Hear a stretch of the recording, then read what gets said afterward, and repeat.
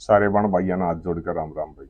आपको जेठ माह की कथा सुनाते हैं भाई। एक परिवार था, उसमें 3 भाई थे और तीनों की शादी हो रखी थी भाई। तीनों बालक बच्चेदार थे। तो जो बड़े वाली थी, बड़े भाई की जो है घर वाली, वो अपने बच्चों का तो ख्याल रखती ही रखती भाई।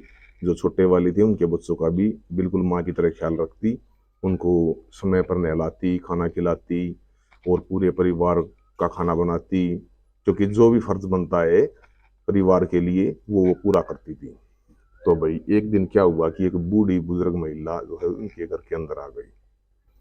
उन्हें घर के अंदर आ गई तो भाई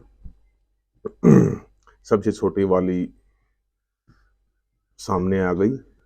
तो भाई उससे बोली कि बेटा भूख लगी है, 2 रोटी चाहिए। तो छोटे वाली ने जवाब दिया कि अभी माँ खाना बना नहीं है, रोटियां नहीं मिलेंगी। ठीक है। फिर उससे बड़े वाली के पास गई कि बेटा मुझे भूख लगी है, मुझे 2 रोटियों की जरूरत है, 2 रोटियां दे दो। बोला हमसे तो हमारे परिवार की ही नहीं बनती, आपको कैसे खिलाएंगे। ठीक है भाई। फिर जो सबसे बड़े वाली थी उसके पास पहुंची कि बेटा मुझे भूख लगी है, 2 रोटियों की जरूरत है, मुझे 2 रोटियां मिल जाएंगी। तो उसने कहा हे बूढ़ी माँ, 2 रोटियों की क्या बात है, आप बैठो, मैं अभी बनाती हूँ, भरपेट भोजन करो। तो भाई उन्होंने जो है रोटियां बनाई, उनको खाना खिलाया। खाना खिलाया, खाना खाने के बाद में वो बूढ़ी बुजुर्ग महिला थी, वो बोली बेटा मैं एक बात बताती हूँ आपको। बोला हाँ बूढ़ी माँ बोलो। बोला जेठ का महीना लगा हुआ है, जेठ के महीने में पीपल सींचो और पीपल के नीचे प्याऊ लगाओ। बोला ठीक है बूढ़ी माँ, आप कहती ही मैं वैसा ही करूंगी। तो भाई वो छोटे वाली थी, वो भी सुन रही थी उनकी बात को। तो अगले दिन जैसे ही वो घड़ा उठाकर और एक लुटिया साथ में जल की अलग से लेकर चल पड़ी। पीछे पीछे 2 मटके पानी के भरकर वो भी साथ चल पड़ी गई। तो वहां जाने के बाद जो बड़े वाली थी, उसने जो है जो लुटिया पानी की थी वो तो पीपल में डाल दी गई, पीपल में जल चढ़ा दिया और मटके को वहां रख के बैठ गई। फिर पहुंची उससे छोटे वाली, वो पहुंची तो भाई उन्होंने क्या किया, आधा जल मटके का तो पीपल के अंदर डाल दिया और आधा वहीं छिड़काव कर दिया और घर पे आ गई।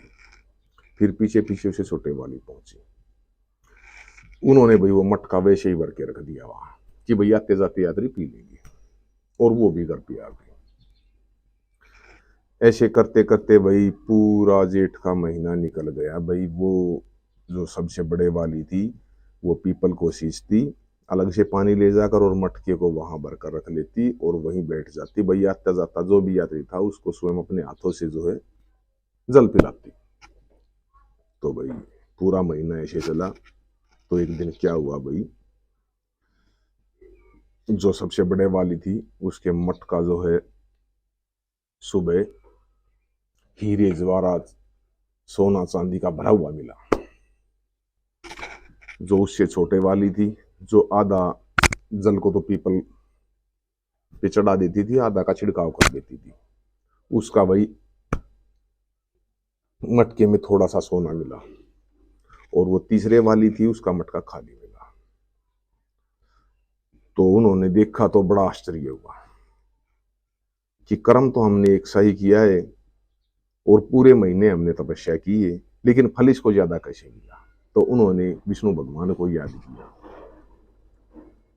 कि हे परमपिता परमेश्वर, हे नारायण, हमसे क्या भूल हुई है, क्या गलती हुई है, क्या हमारी भक्ति में कमी रह गई, जो इसको तो बड़ा मटका मिला और हमारे मटके खाली मिले। तो वही ऐसा सुनने के बाद जो है स्वयं नारायण प्रकट हो गए और उन्होंने कहा भाई तुमने तो रेस की है, असली भक्ति तो इसी ने की है।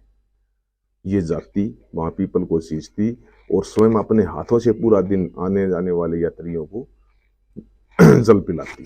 तुमने क्या किया भाई, तुम तो जाती आधा जल तो जो है पीपल में डाल देती, आधे का छिड़काव कर देती। और इसने क्या किया, ये तो जाती और मटका भर के घर पे वापिस आ जाती कि भाई आते जाते यात्री ऐसे ही पीते रहेंगे, तो तुम्हारा कर्म एक जैसा कैसे हुआ। तो उन्होंने हाथ जोड़ा कि हे परमात्मा, हमसे गलती हो गई, हमसे भूल हो गई, हमें क्षमा करो और इसका जो है रास्ता बताओ हमें।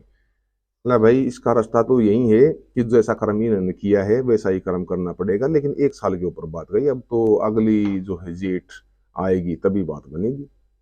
तो भाई एक छोटी सी कहानी थी जेठ माँ और पीपल सींचने की और प्याऊ लगाने की। आशा करते हैं आप सभी भाई बहनों को ये अवश्य पसंद आएगी, और अगली वीडियो में आपसे फिर हाजिर होंगे, फिर मिलेंगे। तब तक के लिए नमस्कार।